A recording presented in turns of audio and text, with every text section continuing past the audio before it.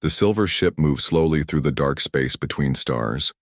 Its name was Harmony's Edge, and it belonged to the Galactic Federation. Captain Zekar sat in his command chair, watching the main screen show dots of light that were distant, suns. His blue skin had purple spots that changed color when he felt different emotions. Right now, the spots were pale green, which meant he was bored. "Captain," called out Science Officer Melina from her station. Her people looked like tall, thin cats with big eyes. "I am picking up strange energy readings from the system ahead." Zekar's spots turned bright yellow with interest. "What kind of energy readings?"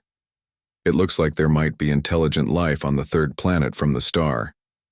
"But Captain, the readings are very strange. The planet looks dangerous." "Dangerous how?" Zekar asked. He had never seen a truly dangerous planet. His homeworld was peaceful, with gentle rains and soft breezes. All the worlds in the Federation were like that. Melina's whiskers twitched as she read her instruments. "The planet has massive storms, earthquakes, and temperature changes that would kill most Federation species. There are also large predators and toxic plants. By our standards, nothing should be able to live there." "But something does live there?" "Yes, Captain. The beings call themselves humans, and their planet is called Earth.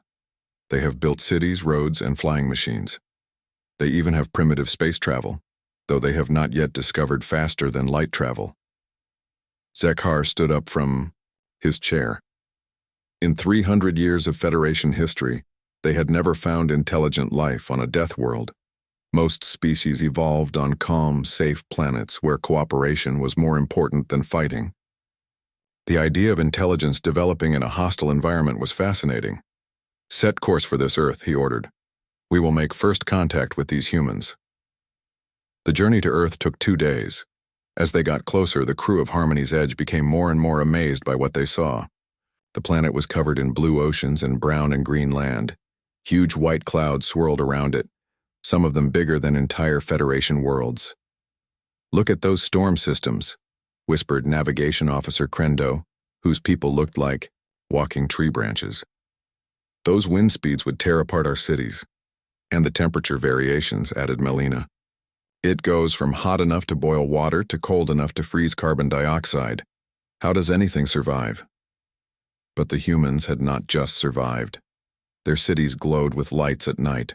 Their ships moved across the oceans. Flying machines crossed the sky in organized patterns. Radio waves filled the space around their planet with music, voices, and data. Captain Zekar decided to make contact using standard Federation protocols. He had the communications officer send a message in mathematical language, followed by basic pictures and sounds. This method had worked with every other species they had ever met. The humans responded quickly, but their message was different from what the Federation expected. Instead of welcoming greetings, the humans asked many questions. "Who are you? Where do you come from? What do you want? Why are you here?" "They seem suspicious," noted Communications Officer Plexen, whose people looked like floating jellyfish with tentacles. "Most species are excited to meet us." "They are probably just careful because their world taught them to be," Zekar replied. "We will show them that the Federation comes in peace." But the first meeting did not go well. The humans sent up a small spaceship to meet with Harmony's Edge. The human representative was a male named Colonel Jake Murphy. He wore a green uniform and had short hair and serious eyes. He was polite but firm.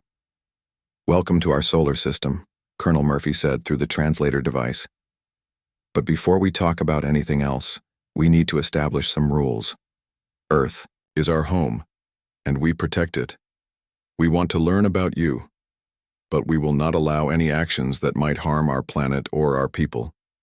Captain Zekar was confused. In every other first contact, the new species had been eager to join the Federation immediately. They were usually amazed by Federation technology and grateful for the chance to be part of galactic civilization. "Colonel Murphy," Zekar said, "the Federation offers your species great benefits. We can share our knowledge of faster-than-light travel, advanced medicine, and peaceful cooperation. All we ask in return is access to your planet's resources and the chance to establish research stations. Colonel Murphy's expression did not change. We appreciate your offer, but Earth's resources belong to humanity. We will consider trade agreements, but only after extensive negotiations and safeguards. We will not grant immediate access to anything. Zekhar's spots turned red with frustration. This was not how first contact was supposed to work. The humans were being unreasonable and difficult. They acted as if the Federation was a threat instead of a gift. Colonel, Zekhar said, trying to keep his voice calm, your species is new to galactic civilization. You do not understand how things work. The Federation has protocols that have been successful for hundreds of years. Our species has survived on a hostile world for thousands of years, Colonel Murphy replied. We understand exactly how things work.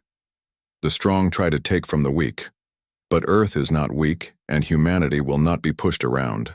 The meeting ended with no agreement. Colonel Murphy returned to Earth, and Captain Zekhar was left staring at the blue and white planet below. He had expected grateful primitives, but instead found stubborn warriors who refused to cooperate. That night, as Zekhar sat in his private quarters, he made a decision that would change everything. He opened a communication channel to his science. Officer, Melina, are there any uninhabited areas on Earth where we could conduct a small demonstration? Yes, Captain. There are several small islands in their oceans with no human settlements. Good. Tomorrow we will show these humans what Federation technology can do. A small show of force will make them more reasonable. Melina's ears flattened against her head. Captain, are you sure that is wise? The humans seemed very defensive about their world. They are primitives who do not understand the reality of galactic power, Zekhar said. His spots were now dark purple with determination. A minor demonstration will teach them respect without causing real harm. The next morning, Harmony's Edge moved into position above a small island in Earth's Pacific Ocean. The island was called Henderson Island, and no humans lived there. It was covered with plants and birds, but it was far from any human cities. Target the center of the island, Zekhar ordered. Use minimum power. We want to make a crater, not destroy the whole island. Weapons ready, Captain, reported Tactical Officer Vrental. Fire! A beam of bright energy shot down from the ship and hit the island. The explosion could be seen from space. Trees vaporized instantly. Rock melted and flew into the air. When the smoke cleared, there was a crater where part of the island used to be. Message sent to human governments, Plexen reported.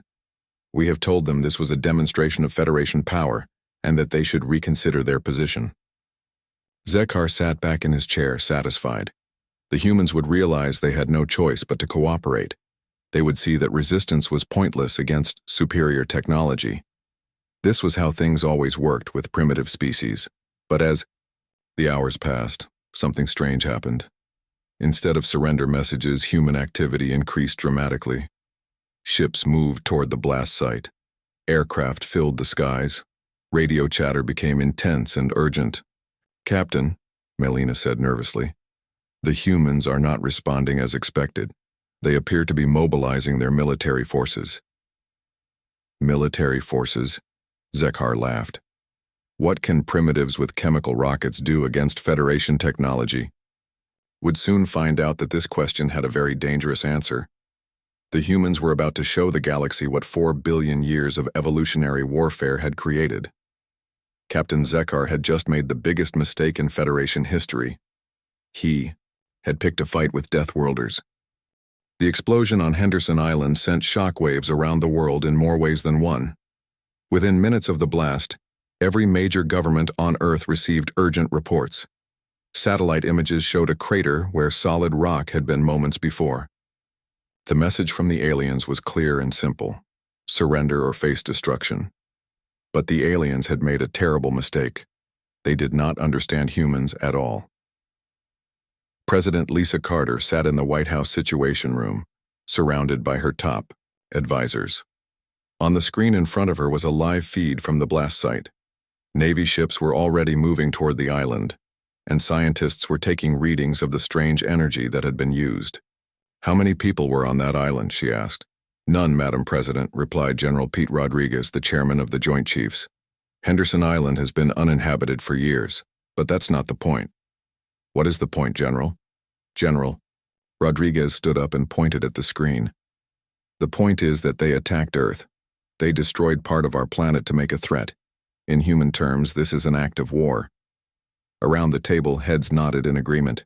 Defense Secretary Bob Turner was already on his phone with the Pentagon. Admiral Kate Thompson was coordinating with naval forces in the Pacific. Intelligence Director Carol Stone was gathering information about the alien ship still orbiting Earth.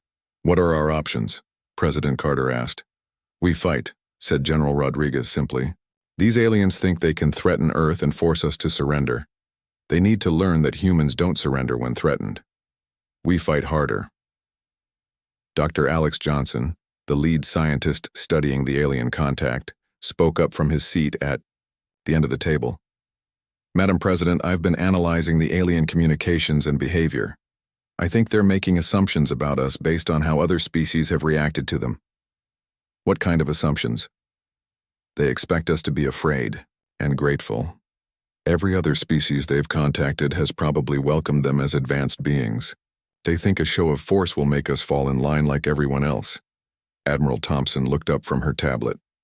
They're about to learn that Earth breeds different kinds of people. President Carter stood up and looked around the room. Ladies and gentlemen, 6 hours ago we learned we were not alone in the universe. Now we're at war. I want every available resource focused on defending our planet. General Rodriguez, what do we have? More than they think, Madam President. Our space program has been building military capabilities for decades. We have weapons platforms, experimental craft, and most importantly, we have something they clearly don't understand. Which is? We have humans who refuse to back down from a fight. While the government met in emergency session, news of the attack spread across Earth. Television stations showed the crater where Henderson Island used to be. Internet forums exploded with discussion and anger. But instead of panic, something else happened. Humanity unified. In Moscow, President Viktor Petrov called President Carter to offer Russia's full military support. In Beijing, Premier Chen Wei ordered Chinese space forces to coordinate with American defenses. In London, Prime Minister James Wright placed all British resources at Earth's disposal. Dr. Alex Johnson watched the global response from his laboratory at NASA. He had been studying the alien ship for days, and what he discovered worried him, more than the attack itself. His assistant, Dr. Jenny Adams, brought him coffee and sat down next to his computer screen. What have you found, Alex? Something that explains why they're so confident, he replied, pointing at the data on his screen. I've been analyzing their technology and comparing it to our own. Their ship is advanced, but it's not built for war. What do you mean? Look at these readings. Their energy weapons are designed for precision, not destruction. Their shields are meant to protect against space debris, not military attacks. Their ship is fast and has good sensors, but it's basically a research vessel. Jenny leaned forward. So they're not prepared for a real fight?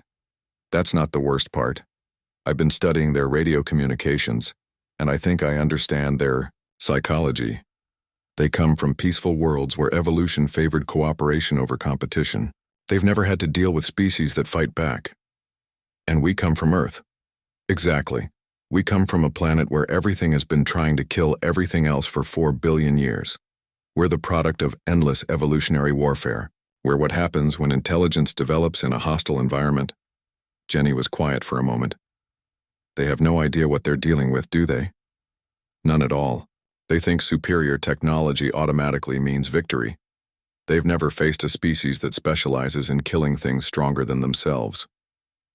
Meanwhile, in space, Captain Zekar was becoming increasingly confused by the human response.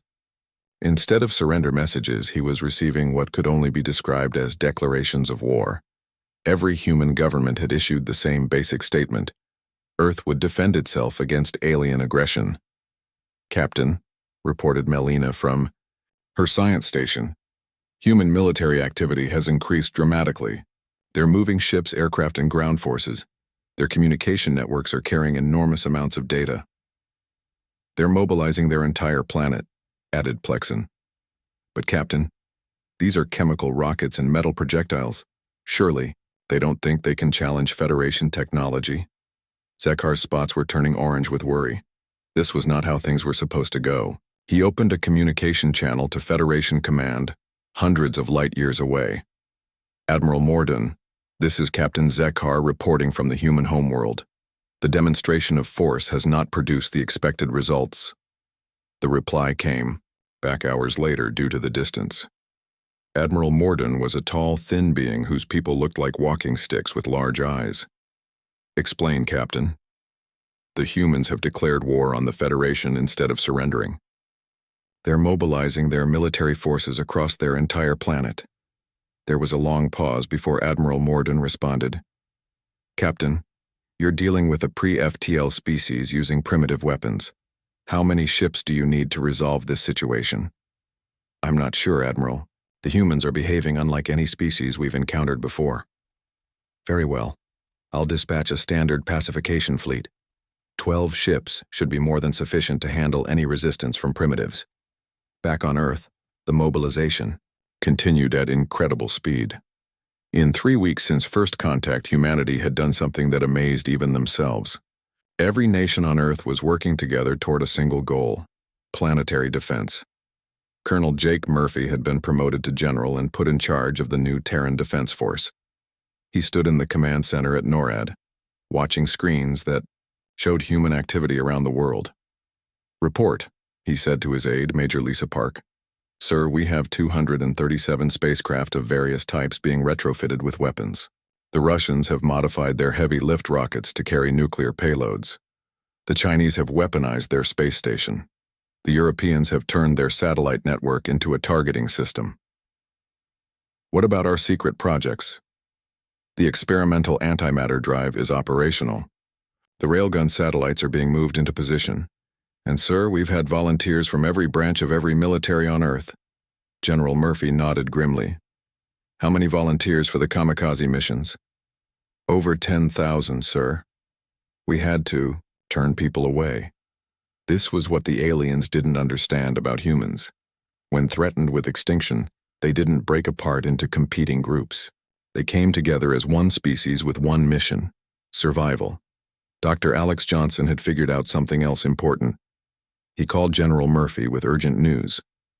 General, I've been monitoring the alien communications. They've called for reinforcements, but they won't arrive for at least 2 weeks. We have that long to show them what humans can do. Doctor, are you sure about their technology limitations? Positive, General. Their ships are explorers, not warships. They have advanced technology, but they've never had to design anything specifically for killing. We have. General Murphy smiled grimly. Doctor, humans have been designing better ways to kill each other for thousands of years. We're about to give these aliens a very expensive education. Around the world, the final preparations were being made.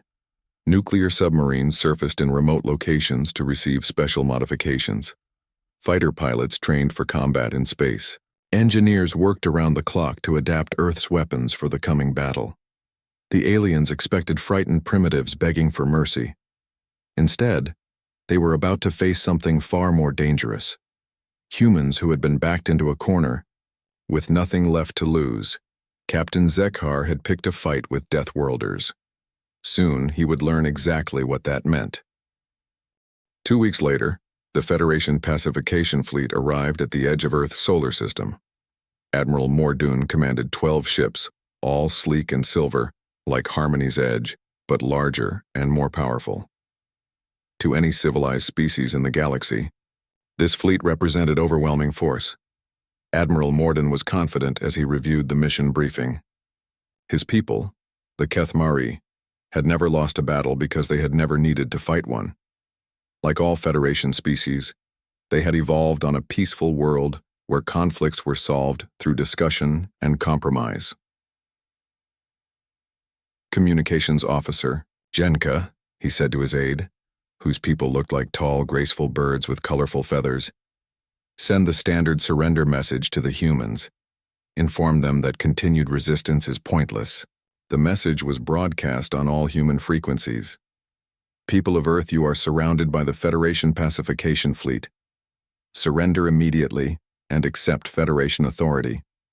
Continued resistance will result in the complete destruction of your civilization. The human response came from General Jake Murphy, now commanding the Terran Defense Force from a hidden base on the far side of Earth's moon. Federation Fleet, this is General Murphy of the Terran Defense Force. Your demand for surrender is rejected. Earth will defend itself against all invaders. You have one chance to leave our solar system peacefully. This is your only warning. Admiral. Morden's feathers ruffled with annoyance. These humans were being unreasonable even when faced with impossible odds. He decided to position his fleet around Earth's moon to demonstrate their power before beginning the attack. All ships, take positions around the satellite, he ordered. We will show these primitives the futility of resistance. But as the Federation ships moved into position, something unexpected happened. The space around Earth's moon suddenly filled with human vessels. They came from everywhere at once. Converted cargo ships emerged from behind asteroids. Modified, submarines rose from Earth's oceans and launched into space on chemical rockets. Mining vessels that had been secretly armed appeared from the outer planets. Even civilian spacecraft joined the attack, their hulls reinforced and loaded with whatever weapons humans could build. Captain Lucy Hayes commanded a squadron of 12 converted Mars transport vessels. She had volunteered for the most dangerous mission, a direct assault on the alien flagship. Her ships were not fast or well armed, but they carried something the aliens had never encountered before: human determination. All ships, this is Lucy Hayes, she broadcast to her squadron. Remember, we're not trying to win a fair fight. We're trying to hurt them so badly they'll think twice about coming back. Understood, Captain, replied her wingman, Lieutenant Mike Chen. For Earth and all her children. For Earth and all her children, Lucy repeated. It had become the battle cry of the human fleet. The Federation ships were caught completely off guard.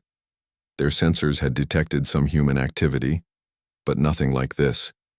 Hundreds of human vessels attacked from every direction at once. Admiral Mordoun watched his tactical display with growing horror. How many ships do they have? Unknown, Admiral, replied his tactical officer. Our sensors are detecting over 300 individual vessels, but more keep appearing. 300? That's impossible. Our intelligence said they barely had space travel capability. What the aliens didn't understand was that humans had converted everything that could fly into a weapon. Cargo haulers carried nuclear missiles. Research satellites had been turned into guided bombs. Even the International Space Station had been moved into attack position, bristling with hastily mounted railguns. The first wave of human attacks hit the Federation fleet like a storm. Captain Lucy Hayes led her squadron straight at the alien flagship, her ships firing everything they had. The converted transport vessels were not built for combat, but they were sturdy and carried massive payloads. Lucy, you're taking heavy fire, warned Lieutenant Chen over the radio. I know, Mike. Keep the formation tight, we only need to get close enough. The alien energy weapons were powerful, but they were designed for precision strikes against single targets. The massive wave of human ships overwhelmed their ability to respond effectively. For every human vessel they destroyed, 2 more took its place. Lucy's ship shuddered as alien fire tore through her hull. Alarms screamed in the cockpit and she could smell smoke, but she was close enough now. All ships ramming speed, she ordered. Give them everything we've got. Her squadron slammed into the alien flagship like a hammer. The transport vessels were destroyed instantly, but their momentum and the explosive force of their cargo tore huge holes in the alien ship's hull. Lucy's final transmission echoed across the human fleet. For Earth and all her children, we hold the line. The Federation fleet, designed for intimidation rather than actual warfare, began to fall apart under the human assault. Their energy shields, meant to protect against space debris and minor impacts, failed under the overwhelming barrage of human weapons. Admiral Mordoun watched in disbelief as his flagship lost power. How are they doing this? Their weapons are primitive. Admiral, his tactical officer reported, panic clear in his voice. They're not fighting like any species we've ever encountered. They're using kamikaze attacks, overwhelming firepower, and completely unpredictable tactics. Kamikaze attacks? They're deliberately crashing their ships into ours, Admiral. They're sacrificing themselves to damage us. This concept was completely foreign to Federation thinking. No civilized species would throw away lives in such attacks. But humans had a long history of heroic sacrifice for the greater good. Dr. Sam Foster monitored the battle from Earth's surface, listening to alien communications that his team had learned to decode. What he heard amazed him. "General Murphy," he reported over the command channel, "you need to hear this. The alien fleet is requesting immediate reinforcements. They're describing us as unreasonably aggressive and tactically unpredictable." "What else are they saying?" General Murphy asked. "They're panicking, sir. They keep asking each other how primitives with crude chemical weapons are causing so much damage. I don't think they understand that crude doesn't mean ineffective." The battle raged for 6 hours. Human ships attacked in waves, each one different from the last. Nuclear missiles launched from converted submarines. Railguns fired from hidden positions on asteroids. Swarms of small fighters darted between the larger alien vessels, too fast and numerous to track effectively. The Federation had superior technology, but humans had superior tactics. They had spent thousands of years learning how to kill things, bigger and stronger than themselves. Every strategy they used against the alien fleet had been tested in human wars. By the end of the battle, 9 of the 12 Federation ships had been destroyed or severely damaged. Admiral Morden's flagship was barely functional, and he had lost over half his crew. The remaining 3 ships were in no condition to continue fighting, but the victory came at a terrible cost for humanity. Over 2,000 volunteers had died in the space battle. Hundreds of spacecraft had been destroyed. Earth's orbital infrastructure was in ruins. Still, the message was clear. The Terran Defense Force had fought one of the most powerful fleets in the galaxy to a standstill using nothing but converted civilian ships and human determination. Admiral Morden, his beautiful feathers now dull with shock, gave the order to retreat. His surviving ships limped away from Earth's solar system, carrying news that would shake the entire galaxy. General Murphy addressed the world from his command center. "People of Earth, we have won the first battle, but this war is far from over. The aliens thought we were primitive because we fight with fire and metal instead of energy beams. They forgot that fire and metal forged us into what we are." Dr. Alex Johnson, watching the alien fleet retreat, made a disturbing discovery. "General, I'm reading their communications. They're not just retreating. They're sending detailed reports back to their government about human combat capabilities." "What kind of reports?" "They're describing us as a warrior species unlike anything they've ever encountered. They're warning other Federation forces that Earth is extremely dangerous." General Murphy smiled grimly. "Good. Maybe now they'll think twice before attacking anyone else's home." But in the depths of space, the surviving Federation ships carried a message that would change everything. The galaxy was about to learn that there were some species too dangerous to provoke. The Deathworlders had shown their teeth, and the universe would never be the same. The news of the Federation defeat spread across the galaxy like wildfire. For the first time in recorded galactic history, a pre-FTL species had not only resisted a pacification fleet, but had actually won the battle.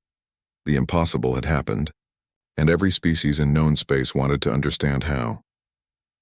On the Federation capital world of Harmony Prime, the High Council met in emergency session. The Great Chamber, built from crystal that sang in harmony with the wind, had never hosted such a tense gathering. Representatives from dozens of species sat in shocked silence as Admiral Morden gave his report. "The humans fought with a ferocity we have never encountered," he said, his once beautiful feathers now gray with exhaustion. "They used tactics that no civilized species would consider. They sacrificed their own people to damage our ships. They converted civilian vessels into weapons.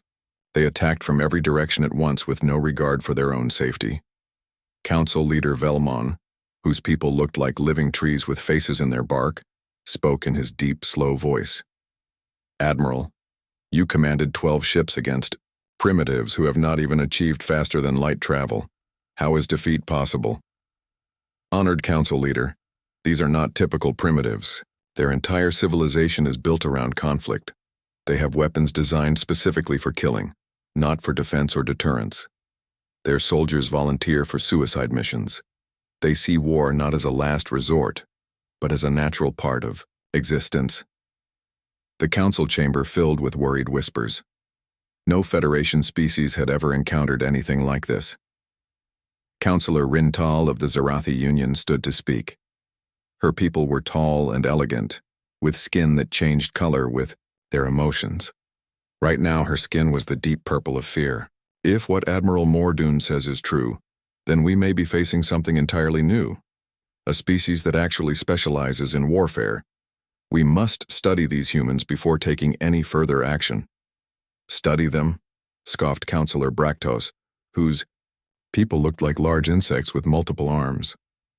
They destroyed 9 of our ships. They must be dealt with immediately. With what? Velmon asked quietly. If our pacification fleet could not handle them, what makes you think a larger force would succeed? Perhaps we need to understand what we are truly facing. While the Federation Council debated, other powers in the galaxy were already taking action. The Zinthari Union, a neutral trading confederation, sent their best diplomat to investigate these impossible humans. Ambassador Crintal had seen every type of intelligent species in the galaxy. Her people were natural diplomats with the ability to sense emotions and intentions in other beings. She traveled to the edge of human space aboard her ship, the Peaceful Current, along with the xenoanthropologist Veltar. Veltar was a scientist who studied how different species developed their cultures and societies.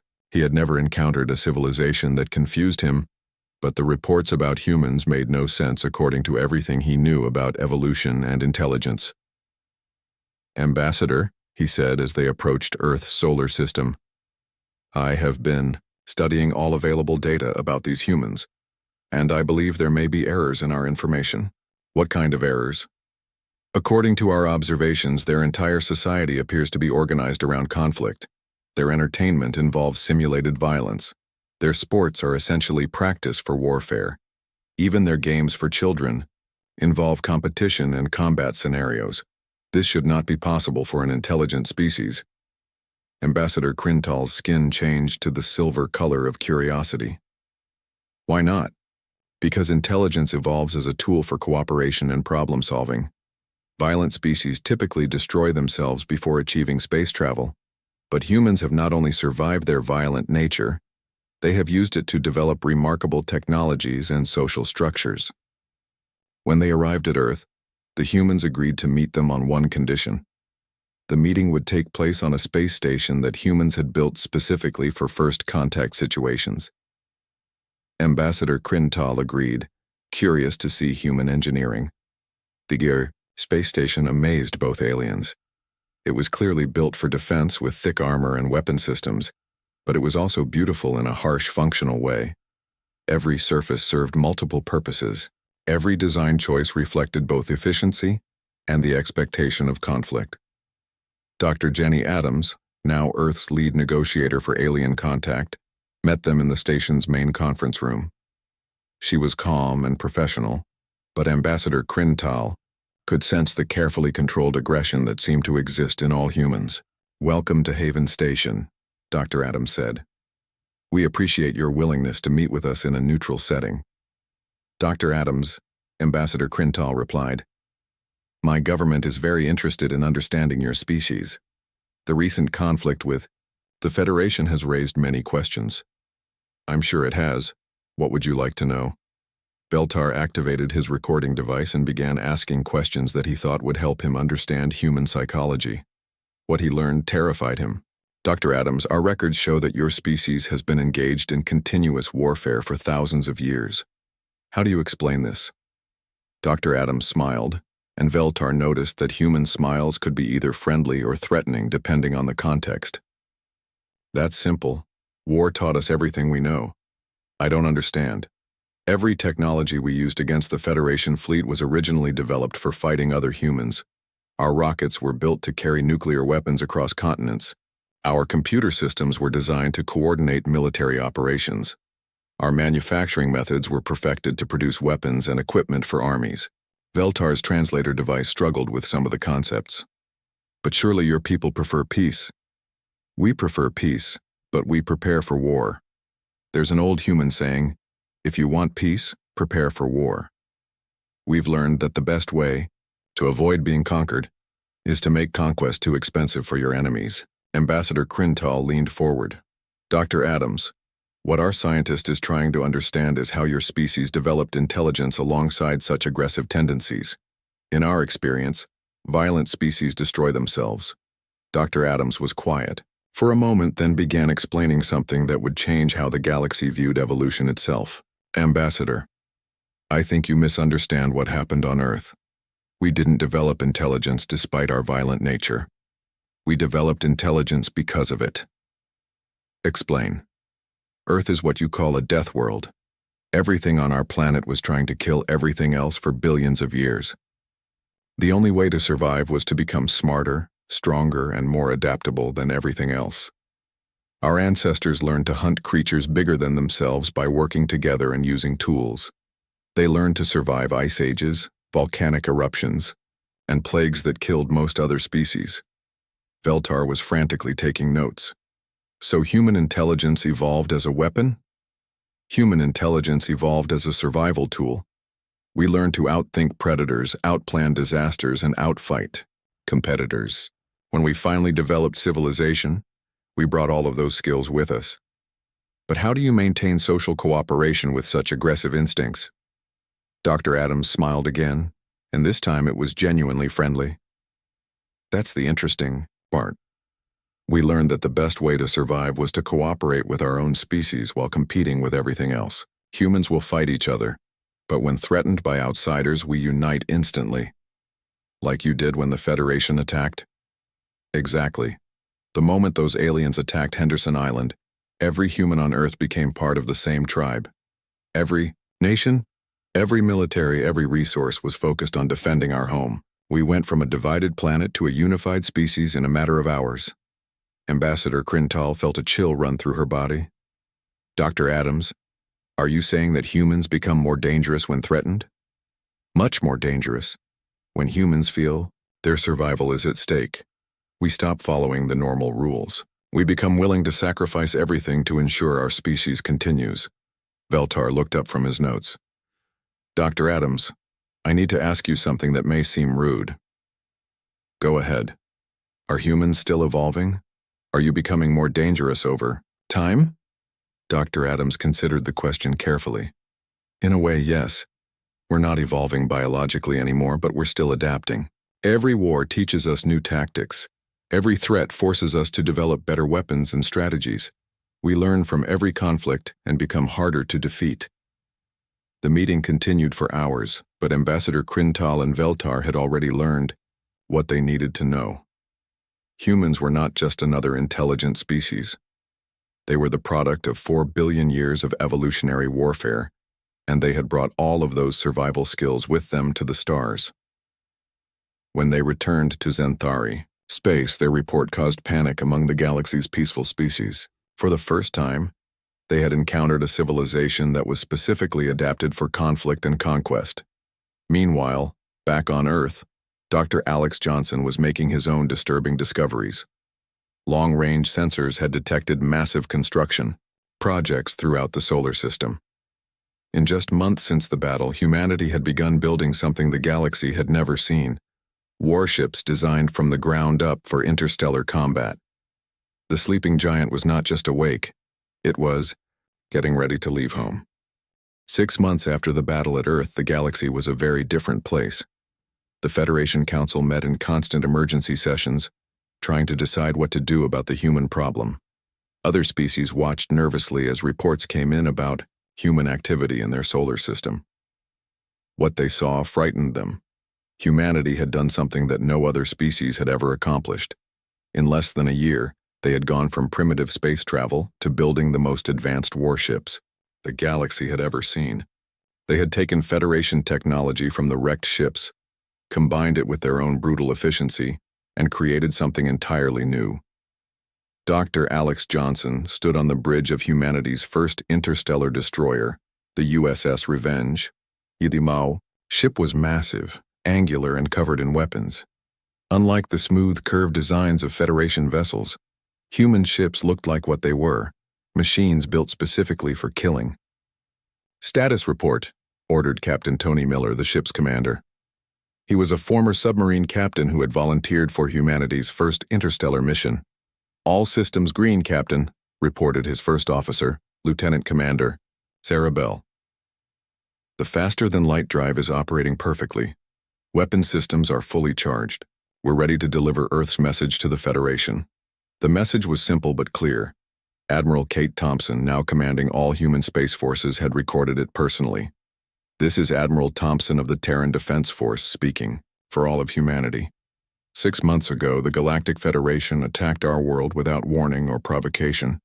They destroyed part of our planet to make a threat. They assumed we would surrender like every other species they had bullied into submission." The recording continued as the USS Revenge traveled through hyperspace toward the Federation border. They were wrong. Humans do not surrender when threatened. We fight back. We fight harder. And we remember. The Federation now faces a choice. They can recognize human sovereignty and stay out of our territory, or they can learn what 4 billion years of evolution has taught us about warfare. "We didn't start this conflict, but we will finish it if necessary. To the peaceful species of the galaxy, we offer friendship and trade. To those who would threaten Earth or her children, we offer only this warning. Leave us alone, or face the consequences. Humanity has come to the stars, and we will not be pushed around."